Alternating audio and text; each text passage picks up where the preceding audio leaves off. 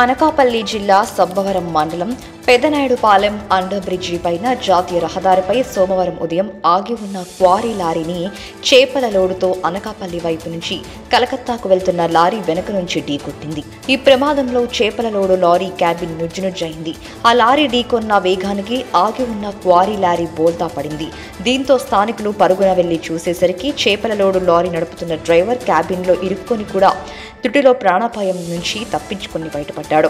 ప్రమాద దృశ్యం ఎంతో భయానకంగా ఉన్నప్పటికీ ఆగి ఉన్న లారీ సిబ్బంది గాని చేపల లోడుతో వెళ్తున్న దారి సిబ్బందికి గాని ఎలాంటి తీవ్ర గాయాలు ప్రాణాపాయం లేకపోవడంతో స్థానికులు ఊపిరి పీల్చుకున్నారు.